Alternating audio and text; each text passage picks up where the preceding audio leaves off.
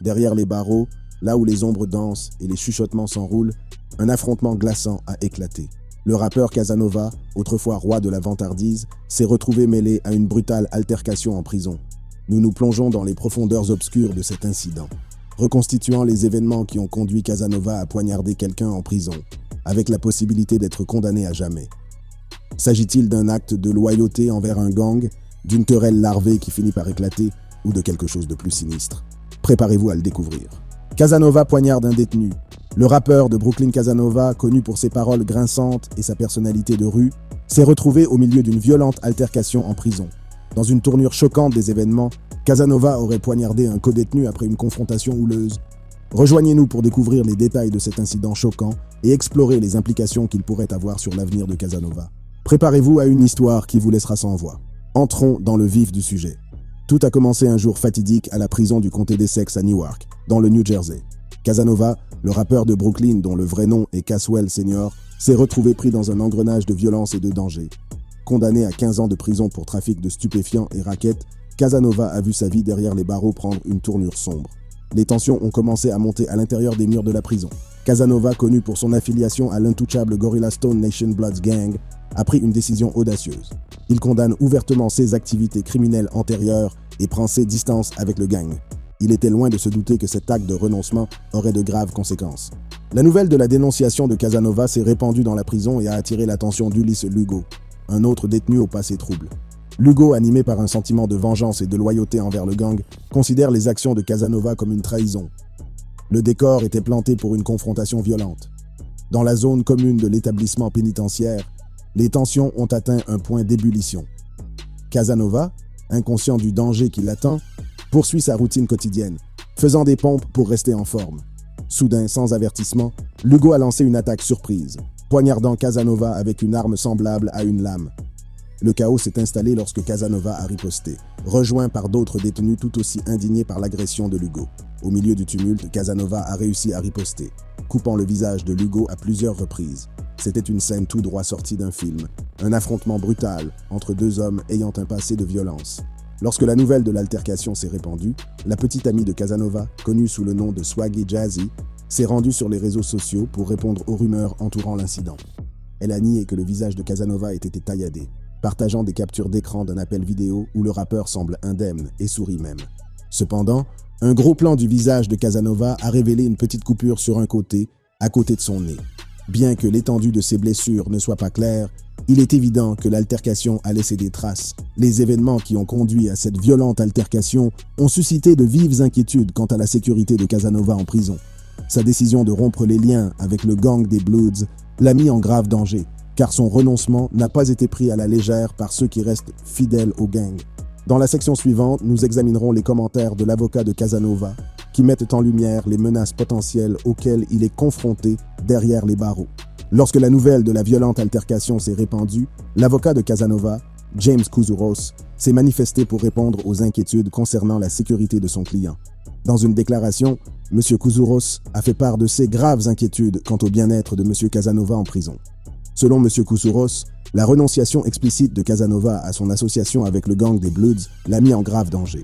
L'avocat estime que cet acte de distanciation par rapport au gang a rendu son emprisonnement beaucoup plus incommode et gênant que ne le prévoyait le système judiciaire. Dans une lettre rédigée au début du mois de juin, Casanova a fait appel à la clémence d'un juge et a renoncé à ses liens avec le gang des Bloods. Il a exprimé son désir de s'exprimer publiquement contre le gang et de rompre tout lien avec lui. La lettre contenait également des déclarations des amis et de la famille de Casanova, qui espéraient une réduction de peine. La décision de Casanova d'abandonner son affiliation au gang a suscité des réactions mitigées. Si certains y ont vu une étape positive vers la réinsertion, d'autres, à l'intérieur des murs de la prison, l'ont considéré comme un acte de trahison. C'est cette trahison perçue qui a conduit à la violente altercation avec Ulysse Lugo. Kouzouros soutient que la renonciation publique de Casanova au gang des Bloods continuera à mettre sa vie en danger. L'avocat s'interroge sur l'adéquation des mesures mises en place pour assurer la sécurité de Casanova, compte tenu des tensions accrues et des représailles potentielles de la part des membres du gang. L'établissement pénitentiaire où Casanova purge actuellement sa peine a ouvert une enquête sur l'incident. Les autorités cherchent à savoir si des armes ont été utilisées lors de l'altercation et prennent l'affaire au sérieux. Bien que la petite amie de Casanova nie que son visage ait été tailladé, Un agent de l'établissement pénitentiaire a confirmé que Casanova avait été vu avec du sang coulant de son visage le jour de l'altercation.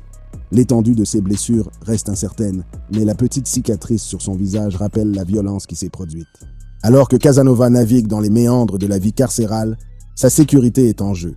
Les conséquences de sa décision de prendre ses distances avec le gang des Bloods sont considérables, et les implications pour son avenir restent incertaines.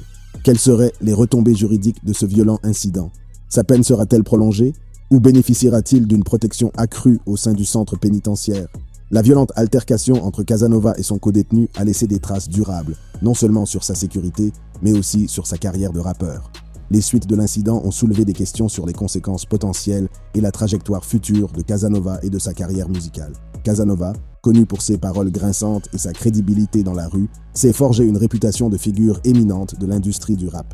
Sa musique trouve un écho auprès des fans qui apprécient ses récits crus et sa description authentique de la vie dans la rue. Cependant, les événements récents ont jeté une ombre d'incertitude sur son avenir. La violente altercation et sa décision de renoncer à son association avec le gang des Bloods ont suscité des inquiétudes quant à l'impact sur sa crédibilité dans la rue et sur la loyauté de ses fans. Les fans se sont rendus sur les réseaux sociaux pour exprimer leurs réactions mitigées. Si certains continuent de soutenir Casanova, d'autres s'interrogent sur son authenticité et se demandent s'il peut conserver sa crédibilité après avoir pris ses distances avec le gang qui faisait autrefois partie de son identité. L'avocat de Casanova, James Kousouros, reconnaît les difficultés potentielles à venir. Il reconnaît que la renonciation explicite du rappeur au gang des Bloods peut avoir des conséquences considérables sur sa carrière musicale. L'avocat insiste sur la nécessité de trouver un juste équilibre entre la sécurité personnelle et le maintien de l'intégrité artistique. L'industrie musicale ne manque pas d'artistes qui ont connu des problèmes juridiques. Certains ont réussi à rebondir et ont même utilisé leur expérience comme source d'inspiration pour leur musique. Cependant, la voie à suivre pour Casanova reste incertaine. Les conséquences de l'altercation et les problèmes de sécurité qui en ont découlé peuvent affecter la capacité de Casanova à promouvoir sa musique et à se produire en public. Les concerts et les apparitions publiques pourraient devenir plus difficiles, la sécurité du rappeur devenant une priorité absolue. Alors que Casanova guérit des blessures physiques infligées lors de l'altercation, il doit également faire face aux conséquences émotionnelles et professionnelles. La petite cicatrice sur son visage lui rappelle constamment les dangers auxquels il est confronté, tant à l'intérieur qu'à l'extérieur des murs de la prison. La route qui attend Casanova est pleine d'incertitudes. Sera-t-il capable de reconstruire sa carrière et de regagner la confiance de ses fans? Mais comment Casanova s'est-il retrouvé dans l'établissement pénitentiaire du comté d'Essex? Découvrons-le. Le parcours criminel de Casanova.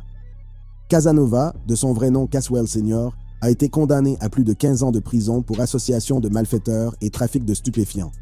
Cette condamnation fait suite à son implication dans ce que les procureurs ont décrit comme un gang de rue vicieux.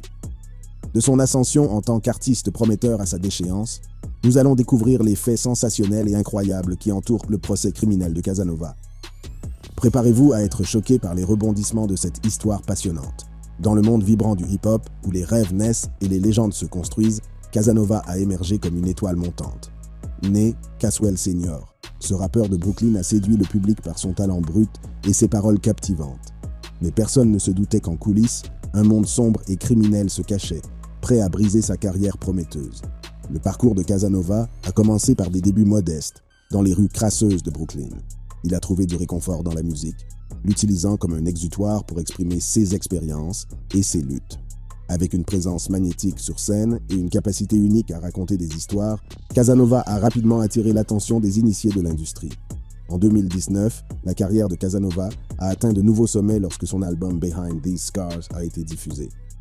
L'album a trouvé un écho auprès des fans, mettant en valeur ses prouesses lyriques et sa narration authentique. Il a grimpé dans les classements, atteignant une impressionnante 3e place dans le classement Next Big Sound de Billboard. L'industrie musicale le remarque et Casanova semble promis à la célébrité. À cette époque, Casanova a accordé une interview exclusive à Billboard dans laquelle il a fait part de ses espoirs et de ses aspirations pour l'avenir. Il a parlé des défis qu'il a dû relever, reconnaissant que son passé pouvait toujours revenir le hanter. Mais il est resté déterminé, déclarant « Les gens vous reprocheront toujours votre passé. Cela ne me dérange pas. Je dois simplement me battre plus durement. Je dois faire plus pour être reconnu. » Au fur et à mesure que l'étoile de Casanova grandit, il est reconnu non seulement pour sa musique, mais aussi pour sa présence captivante sur scène. Le public est attiré par son authenticité et les émotions brutes qu'il déverse dans ses spectacles. Rien ne semblait pouvoir arrêter son ascension fulgurante. Mais en coulisses, une réalité plus sombre se dessine. À l'insu de ses fans, Casanova était empêtré dans un réseau d'activités criminelles. En décembre 2020, il a été désigné comme l'un des 18 accusés dans une vaste affaire RICO impliquant le gang intouchable Gorilla Stone Nation. Les procureurs ont révélé des détails choquants sur les activités violentes du gang, qui s'étendaient à toute la région de New York. Des terribles actes de violence à l'exploitation des programmes de prestations sociales pendant la pandémie de Covid-19, les activités du gang étaient tout simplement choquantes. Au centre de tout cela se trouvait Casanova, l'un des chefs les plus en vue du gang. Au fil des procédures judiciaires, la carrière prometteuse de Casanova prend un tournant sombre. L'étoile montante qu'il était s'est retrouvé confronté à des accusations fédérales de racket et de trafic de stupéfiants. La gravité de la situation est devenue évidente lorsque les procureurs fédéraux ont demandé une peine d'emprisonnement allant de 188 à 235 mois. Au fur et à mesure de la procédure judiciaire, la véritable ampleur de l'implication de Casanova dans les activités criminelles du gang intouchable Gorilla Stone Nation est apparue au grand jour. La salle d'audience est devenue le théâtre de révélations choquantes et d'une meilleure compréhension du rôle du rappeur dans les opérations illicites. En mai 2022, Casanova a plaidé coupable pour l'accusation de conspiration RICO et l'accusation de drogue, admettant sa participation aux activités du gang. Un incident particulier a provoqué une onde de choc dans la salle d'audience et dans le public. Casanova a avoué avoir pris part à une fusillade en juillet 2020 lors d'une soirée bondée à Miami, au cours de laquelle il a personnellement tiré sur un homme, laissant la victime gravement blessée. La salle d'audience a été remplie de halètements lorsque la gravité de ces actes est devenue évidente. Les procureurs fédéraux n'ont pas perdu de temps pour présenter un dossier convaincant contre Casanova. Ils ont brossé un tableau saisissant de sa participation à des activités violentes et à un important trafic de stupéfiants, au profit de certains des membres les plus violents et les plus influents du gang. Le gouvernement a souligné que le comportement offensif de Casanova allait bien au-delà de simples paroles de chansons ou de tactiques de marketing. Il est passé à l'acte en commettant toute une série d'actes violents qui ont eu un impact direct sur la communauté. L'accusation a fait valoir que la musique de Casanova jouait un rôle important dans l'amplification du message du gang. Par ses paroles et sa personnalité publique, il a contribué à recruter une nouvelle génération de membres en glorifiant le mode de vie du gang. La salle d'audience a reçu des preuves de sa présence sur les médias sociaux, où il ne se contentait pas de prétendre être violent, il le vivait. Le gouvernement a clairement indiqué que les actes de Casanova avaient des conséquences dans la vie réelle et qu'il était un chef de gang très en vue, et non un simple artiste. L'équipe de défense de Casanova, cependant, a cherché à présenter un récit différent. Elle a fait valoir que son client devrait être condamné à une peine bien inférieure à celle recommandée par l'accusation. Ils ont affirmé que Casanova n'était pas impliqué dans les activités quotidiennes du gang et qu'il avait commencé à prendre ses distances avec le groupe au fur et à mesure que sa carrière musicale prenait de l'ampleur. Ils ont souligné que Casanova avait dénoncé publiquement la vie du gang dans diverses déclarations, suggérant qu'il avait commencé à se détacher des activités du gang tout en restant membre. La défense a brossé le portrait d'un jeune homme qui avait commis des erreurs, mais qui s'efforçait de changer sa vie pour le mieux. Elle a souligné que la carrière de rappeur de Casanova lui avait donné l'occasion de grandir et d'évoluer, et qu'il avait pris des mesures pour s'éloigner des activités du gang.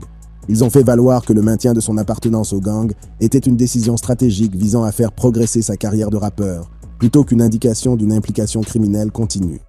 Dans une déclaration à Billboard, l'avocat de Casanova, James Kousouros, a exprimé sa gratitude à l'égard du tribunal, qui a reconnu les messages positifs que Casanova avait véhiculés contre la vie en bande ces dernières années. M. Kousouros a déclaré que son client avait été condamné à la peine la plus basse prévue par les lignes directrices, reconnaissant ainsi les progrès réalisés par Casanova.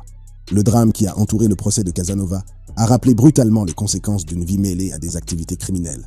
Il a brisé l'illusion de la célébrité et du succès, révélant les sombres dessous qui peuvent se cacher sous les paillettes et le glamour de l'industrie musicale. La condamnation de Casanova a provoqué une onde de choc dans la communauté hip-hop, laissant un impact durable sur ses fans et ses collègues artistes.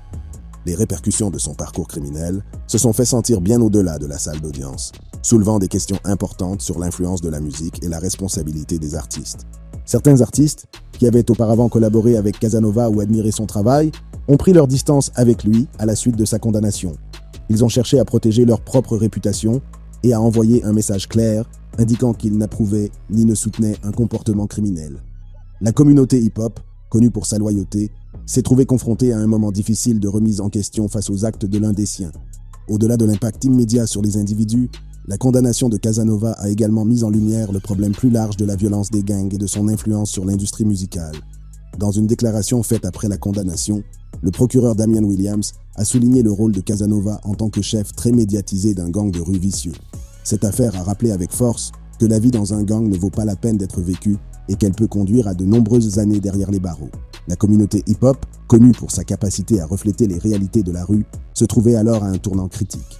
Les artistes et les fans ont été contraints de faire face à la frontière ténue entre l'expression artistique et la glorification d'activités criminelles. La conversation sur la responsabilité des artistes envers leur communauté et l'impact de leur musique a pris le devant de la scène.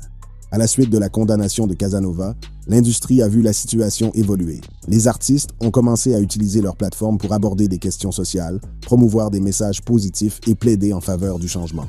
L'accent n'est plus mis sur la glorification d'un mode de vie criminel, mais sur l'amélioration des communautés et l'encouragement des auditeurs à s'élever au-dessus de leurs conditions.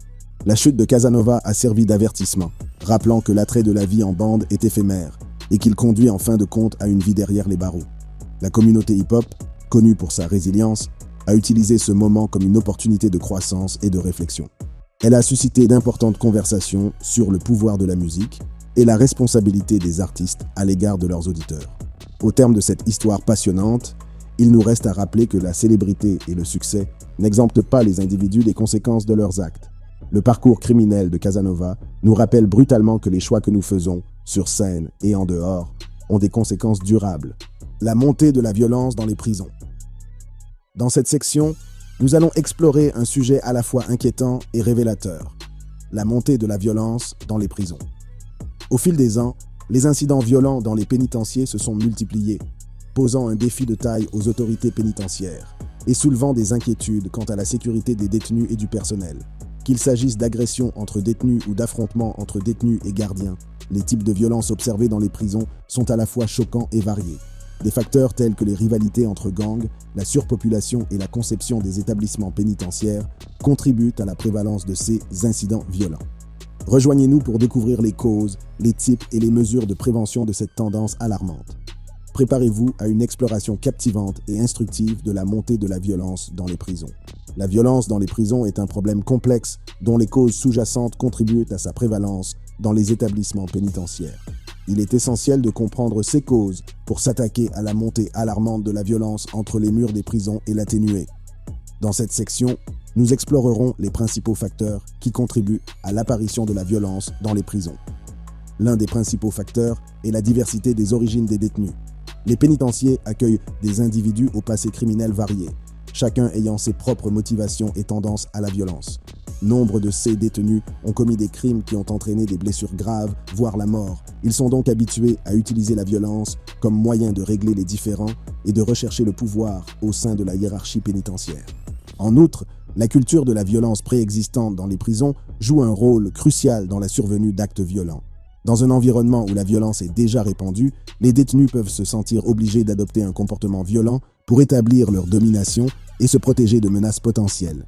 Le besoin constant de survivre et de maintenir une position de force au sein du système carcéral conduit souvent à l'utilisation de la violence instrumentale, qui est soigneusement planifiée et exécutée pour établir le pouvoir et le respect parmi les codétenus.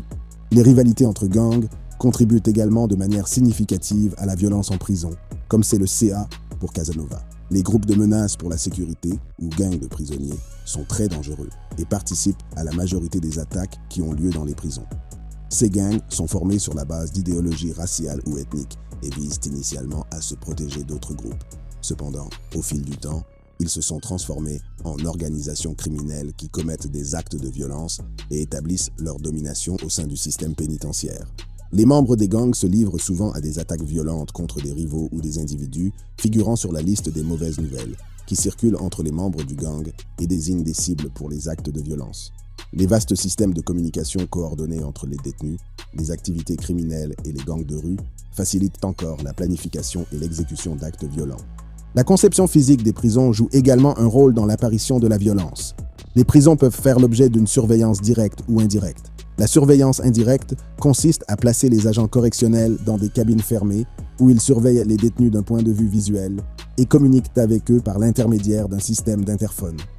Si cette forme de surveillance renforce la sécurité des agents, elle crée des angles morts au sein de la prison, permettant aux détenus de dissimuler des activités illicites au personnel de sécurité. D'autre part, La supervision directe affecte les agents à des blocs cellulaires spécifiques, ce qui permet une interaction plus personnelle avec les détenus. Si cette forme de supervision réduit la tension et le stress parmi le personnel et les détenus, elle rend les agents plus vulnérables aux agressions. La surpopulation est un autre problème important auquel sont confrontées de nombreuses prisons. La gestion simultanée d'un grand nombre de détenus instables augmente la probabilité d'altercation. Le manque de gardiens et la présence d'armes parmi les détenus augmentent encore les risques d'incidents violents. Il est extrêmement difficile d'affirmer son autorité et d'appliquer des règles strictes à ces délinquants violents, qui réagissent souvent mal aux restrictions et à ce qu'on leur dit de faire. La surpopulation est un problème courant dans les prisons américaines, ce qui entraîne un manque de personnel et un risque accru de violence. Les mauvais traitements et la force excessive utilisée par certains agents pénitentiaires contribuent également à l'hostilité entre les détenus et les gardiens. Les détenus éprouvent souvent de l'animosité et un sentiment de haine à l'égard des gardiens de prison en raison du traitement qu'ils reçoivent et du pouvoir que les gardiens exercent sur eux. Cette animosité peut dégénérer en actes violents, les détenus cherchant à se venger des injustices qu'ils perçoivent et à reprendre le contrôle. Le viol en prison est une autre forme horrible de violence qui se produit dans les établissements pénitentiaires. Il s'agit d'actes sexuels non consensuels perpétrés par un détenu sur un autre. La dynamique du pouvoir dans les prisons, associée à la vulnérabilité des détenus, crée un environnement propice à la violence sexuelle. Les victimes de viols en prison souffrent souvent de traumatismes physiques et psychologiques qui ont des effets durables sur leur bien-être. La lutte contre le viol en prison et sa prévention constituent un aspect essentiel de la garantie de la sécurité et de la dignité des personnes incarcérées. Dans certains cas extrêmes, la violence en prison dégénère en meurtre. Les homicides en prison sont une réalité tragique qui met en évidence la gravité et les conséquences de la violence derrière les barreaux. Ces incidents peuvent résulter de conflits de longue date, de rivalités entre gangs ou de vengeance personnelle. La présence d'armes, associée à la nature volatile du milieu carcéral, augmente le risque de rencontres fatales. Les pertes de vies humaines dans les établissements pénitentiaires soulignent l'urgence de mesures efficaces de prévention de la violence. Un incident très récent est la mort du rappeur Blue Suede, qui a été poignardé et assassiné dans les toilettes. Si la violence entre détenus est fréquente, elle peut également être dirigée contre les gardiens de prison. Les détenus nourrissent souvent de l'animosité et du ressentiment à l'égard des gardiens en raison de la dynamique du pouvoir et des mauvais traitements qu'ils subissent. Les agressions contre les agents pénitentiaires peuvent être commises à l'aide d'armes, telles que des gourdins ou des armes improvisées, ou lors d'altercations physiques.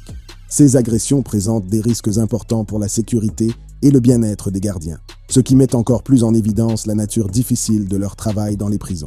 Il est important de noter que la violence dans les prisons ne se limite pas aux actes physiques. L'automutilation est une forme pénible de violence qui se produit parmi les personnes incarcérées. De nombreux détenus souffrent de troubles mentaux tels que la dépression et l'anxiété, qui sont souvent exacerbés par la dureté de l'environnement carcéral.